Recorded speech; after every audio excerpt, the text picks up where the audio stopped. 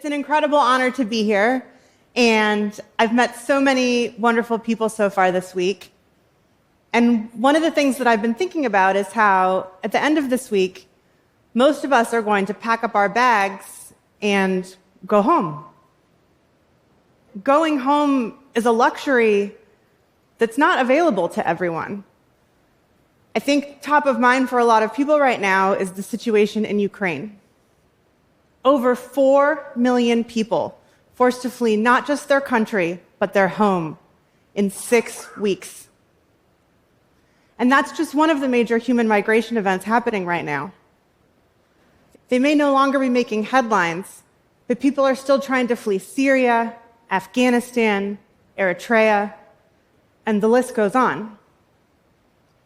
People are forced to flee their homes for any number of reasons.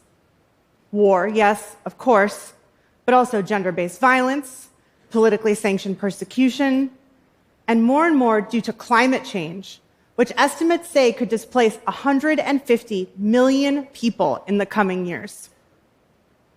So if human migration is both inevitable and growing, what are we as a global community doing to address it?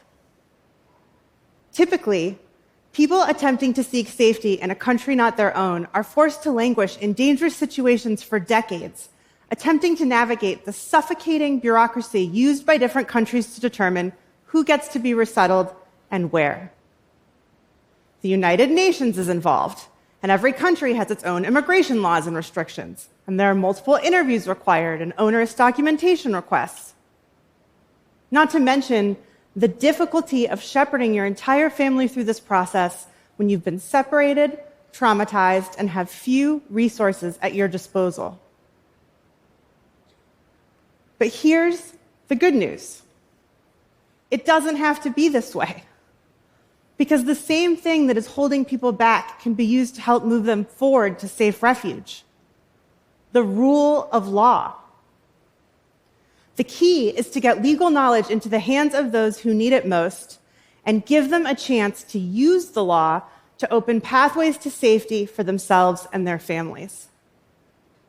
Although there's an entire industry built around humanitarian aid in response to various crises, that aid typically does not include legal services. Many people hire a smuggler to take them across a sea or a desert because they don't even know that they qualify for a legal pathway. Others may know that they qualify, but may not know how to navigate the interviews and the paperwork. That's why so many people end up stuck in camps for decades. They're in legal limbo. In this scenario, access to legal information and legal services is just as crucial as access to food, clothing, and shelter. And that's where we, at the International Refugee Assistance Project, or IRAP, come in. First, IRAP utilizes technology through a digital platform to make these laws and processes more accessible. We give refugees access to timely, accurate, and culturally relevant information about their legal rights and options. IRAP also provides direct legal services, both on the ground and remotely, in partnership with a trained network of frontline refugee-serving organizations, pro bono attorneys, and other trusted legal advocates. And finally, as we walk side by side with our clients through every step of these processes, we're able to identify systemic issues that we can use the law to address and ultimately change for the better. It's these individual cases that illuminate opportunities for broader systemic reform. Let me give you a case example so you can see what I mean. Aaron and Miriam, not their real names. We had to change them for safety reasons, and you'll see why in a second. Aaron and Miriam are brother and sister. They were separated from their mother when they were all forced to flee from their home in Eritrea when they were children. The kids ended up in a refugee camp in Sudan, and their mother ended up in Germany. And in today's dysfunctional system of refugee resettlement, this type of family separation happens all the time.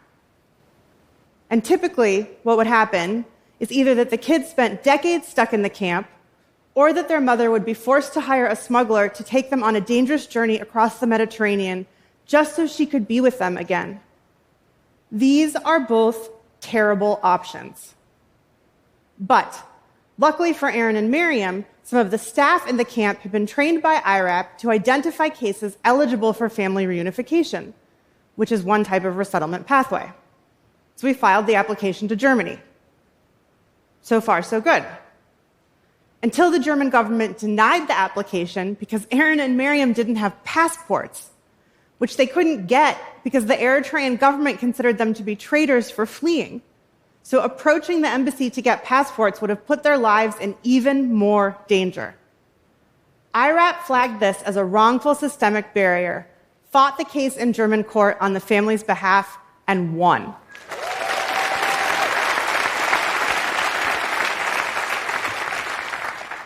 And I am so happy to tell you that Aaron and Miriam were reunited with their mother in Germany in June of 2021.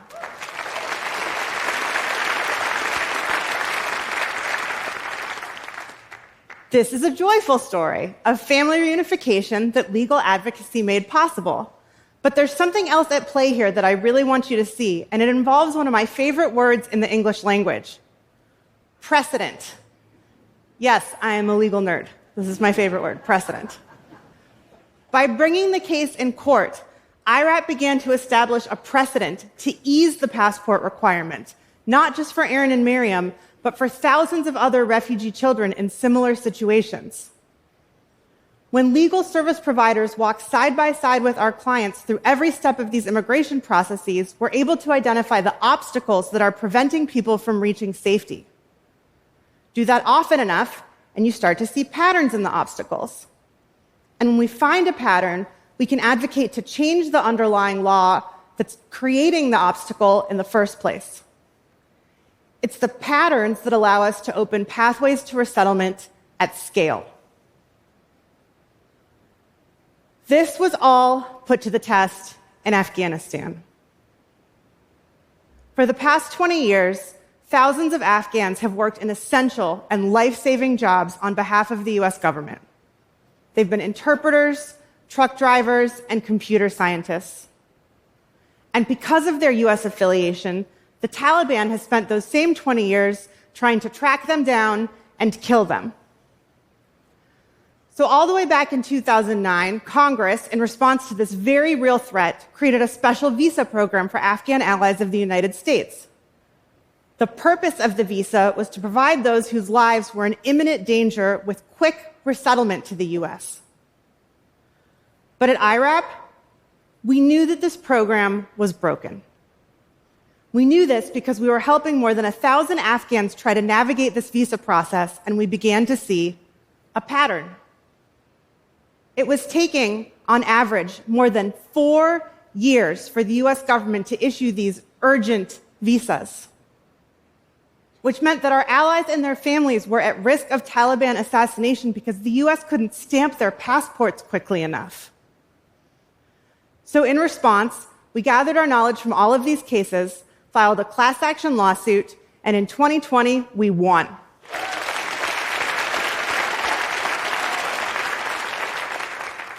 A court ordered the US government to process these backlogged applications in a timely fashion, treating our clients' cases with the urgency that the situation warranted. Now, as you all well know, the US withdrawal from Afghanistan has created a whole new level of chaos. But our model has allowed us to continue utilizing technology to get crucial legal information into the hands of our allies who have not yet been able to flee. We're still in court and in the halls of Congress demanding their urgent evacuation and protection. And we're going to keep looking for obstacles to take down and using the law to empower refugees, just like we always have, because that is the best way to get these folks to long-lasting safety.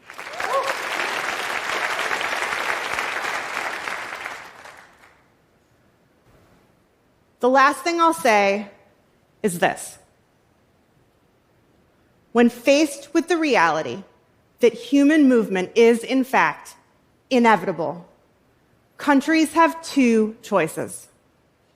They can build walls and prisons and separate children from their parents, or they can create fair and transparent legal systems that facilitates safe and organized migration and resettlement. Functional, rights-based legal systems help everybody. But unfortunately, there are those who find it more advantageous to demonize migrants and politicize refugee crises than to make serious plans to address global migration in a safe, orderly, and dignified way. Through this work, I have met so many people who embody the traits that we praise in entrepreneurs and thought leaders. It takes tenacity, creativity, and bravery to get yourself and your family to a new country to begin your life over again. In my opinion, countries should be competing for refugees. But at the very least, everyone should have a safe place to call home and a safe way to get there. I wish all of you a safe journey home, and thank you.